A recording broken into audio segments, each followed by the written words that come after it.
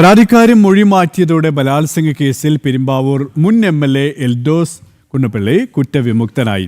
പരാതിക്കാരിയടക്കം 4 സാക്ഷികളാണ് കോടതിയിൽ മൊഴി മാറ്റിയത്. തിരുവനന്തപുരം നെയ്യാറ്റിൻകര സെഷൻസ് കോടതിയാണ് കേസ് പരിഗണിച്ചത്. മുൻ എംഎൽഎ എൽദോസ് കുന്നപ്പള്ളി പ്രതിയായ ബലാത്സംഗ കേസിൽ കഴിഞ്ഞ ദിവസമാണ് നിർണായക വഴിത്തിരിവുണ്ടായത്. എൽദോസ് കുന്നപ്പള്ളി തന്നെ പീഡിപ്പിച്ചിട്ടില്ലെന്നായിരുന്നു പരാതിക്കാരി കോടതിയിൽ നൽകിയ മൊഴി. തുടർന്ന് പ്രതിപട്ടികയിലുള്ള എൽദോസ് കുന്നപ്പള്ളിയെ കൂടി കോടതി ഇന്ന് വിസ്തരിച്ചു.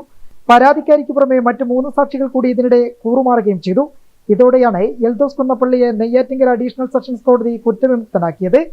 കോടതിയിൽ തിരുവനന്തപുരം ജില്ലാ ക്രൈംബ്രാഞ്ച് 2024 മെയ് മാസത്തിലാണ് കുറ്റപത്രം നൽകിയത്. ബലാത്സംഗം, വധശ്രമമടക്കമുള്ള ഗുരുതര കുറ്റങ്ങൾ ചുമത്തിയായിരുന്നു എൽദോസ് കുന്നപ്പള്ളിക്കെതിരെ ക്രൈംബ്രാഞ്ച് കുറ്റപത്രം സമർപ്പിച്ചത്. പരാതിക്കാരിയായ യുവതിയെ 1-ലേറെ തവണ ബലാത്സംഗം ചെയ്തെന്ന് എൽദോസ് കുന്നപ്പള്ളിക്കെതിരായ കുറ്റപത്രത്തിൽ ക്രൈംബ്രാഞ്ച് ചൂണ്ടിക്കാട്ടിയിരുന്നു.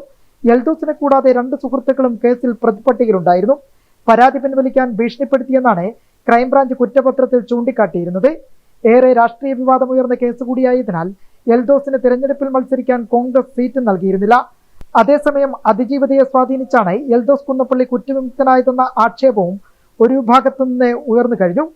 ജനം, തിരുവനന്തപുരം.